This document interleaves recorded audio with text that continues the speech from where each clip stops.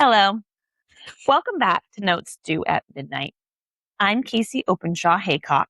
I'm a doctor of occupational therapy, a business owner, an ADHD enthusiast, a mom, and according to my husband, someone who has accepted the fact that I'll just finish one more thing is the biggest lie that I tell myself every day. This podcast isn't really about therapy, and it isn't really about notes. It's about life. Because whether you're a therapist finishing documentation, a lobsterman mending traps in the garage, a teacher planning lessons, a parent packing lunches at 10 o'clock at night, or a blueberry harvester getting ready for another early morning, we've all got our own version of Notes Due at Midnight. It's the work that nobody sees, the work that doesn't make it to social media, and the work that quietly builds a life. And that's what we're talking about today. Showing up. I was talking to my husband, Curtis, the other night, because every married couple has those random conversations that somehow start with, what do you want to do for the kids? And 20 minutes later, you're debating how you can make generational wealth while one of you is also looking for the TV remote. We were talking about opportunity because both of us want our kids to have more opportunities than we did. And it's not because we had terrible childhoods. We didn't. We had families who loved us, food on the table, and we learned how to work. We learned that if you wanted to spend money, congratulations, blueberry season was right around the corner. And honestly, I wouldn't trade growing up in Downeast Maine for anything. But like every parent, you want to leave your kids just a little farther ahead than where you started. People hear that and immediately think money. And don't get me wrong, money helps.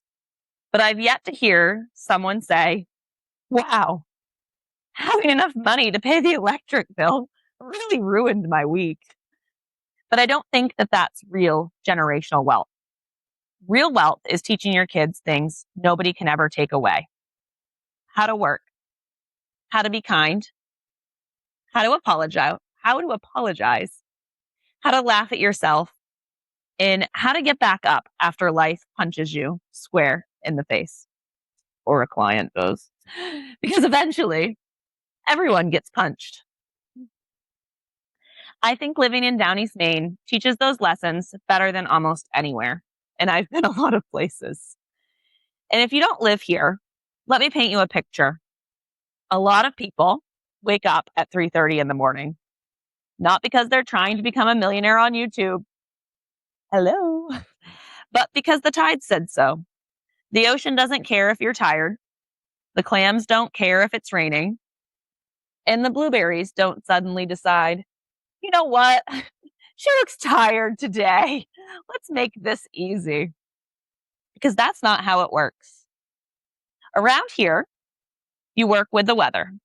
You work with the tides. You work with the season. And sometimes all three may be against you. And you know what else is funny? People think fishermen just fish. No. Half of their job is fixing things that broke while you were fishing, and they're doing it for free. It's basically a floating repair business with occasional lobster interruptions. And you know what's funny? Blueberrying is the same. You've never picked blueberries. Let me tell you about the experience. Imagine bending over for 8 hours straight in the hot sun while tiny bugs hold what appears to be a family reunion on the back of your neck. That's blueberrying. And somehow, your grandmother is still picking or raking the blueberries faster than you. It's really humbling, and I hated it. And here's what all those jobs have in common. No one is guaranteed anything. You can work harder today than you did yesterday, and you can make less. Read that again. You can work harder today than you did yesterday and make less money. Because I think we've forgotten that as a society. We're told, work hard and you'll succeed. And I don't actually think that's true. I think you can work incredibly hard and still have really hard seasons. Businesses struggle, boats come in light, crops fail, people get sick, and life happens. Hard work isn't a guarantee. It's an investment. And sometimes it pays off tomorrow, sometimes 5 years from now, and sometimes in ways that you've never expected. And therapy reminds me of that every single day. Parents ask me all the time, how long is this going to take? When's my kid going to start talking? When are they going to walk? When will little Susie eat vegetables? And first of all, let's lower the bar a little. I'll settle for one vegetable that isn't hidden inside a chicken nugget. But seriously, when you ask that question, I don't know. Because sadly, therapy doesn't come with a countdown timer. Kids aren't recipes. You can't bake them at 350 degrees for 6 months and ding, emotional regulation is ready. If only. Can you imagine? I think there'd be a full aisle at Walmart or Target. Excuse me, where do you keep the executive functioning? On aisle 7, next to the sensory regulation. I'd buy the whole shelf, not only for my kids, but also for me. But here's what I do. I do know the families that show up and keep showing up consistently, even after a hard week, even after a rough session, even when the progress feels almost invisible, those are the families that will look back 6 months from now and say, I didn't even realize how far we have come. Because progress rarely announces itself. It sneaks up on you. And I think being in business is the same. People look at businesses and think, wow, they're doing really well. Or what I hear a lot in Downeast Maine is, must be nice. But they don't see payroll. They don't see insurance. They don't see broken air conditioners, the therapists that call out, the copier that mysteriously jams when you're already running late. Or my personal favorite, when every child in the waiting room has to use the bathroom at the exact same moment, and there's only one. I don't know why that happens, but there must be a group text. Another thing that happens a lot is kids getting sick because of the car ride. But what I do know is that Curtis and I come back to this conversation a lot. What do we actually want to leave our kids? Sure, I'd love to leave them financially secure. But honestly, I would rather leave them with something bigger. The confidence to try, the resilience to fail, and the ability to keep showing up, even when it's hard, and the understanding that life isn't necessarily fair. And that's okay.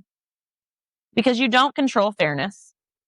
The only thing you can control is your effort, your attitude, and whether you continue to show up tomorrow. That's probably what I love most about living in Downeast Maine. People don't usually complain about hard work. They expect it. And you never hear a lobsterman say, had to fix my gear today. Well, you do, but of course they did, right?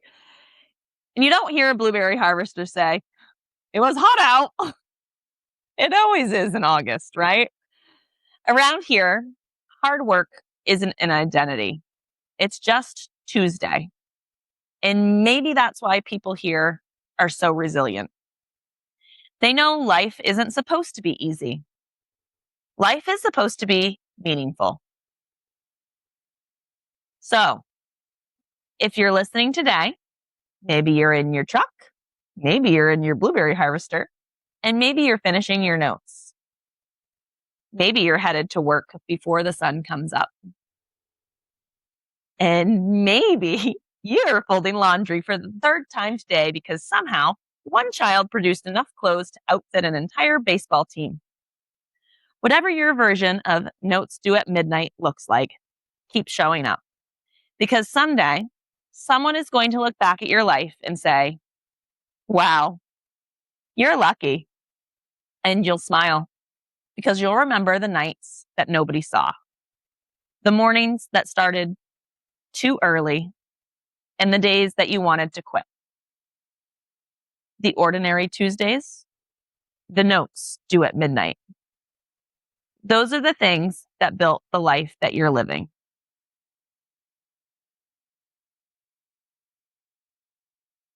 Thank you so much for listening to Notes Due at Midnight. If you've enjoyed today's episode, I'd love if you share it with someone who's quietly doing the work behind the scenes, because those people deserve a little recognition too. Until next time, keep showing up, keep doing the work, and if you've got notes due at midnight, at least you know you're not the only one.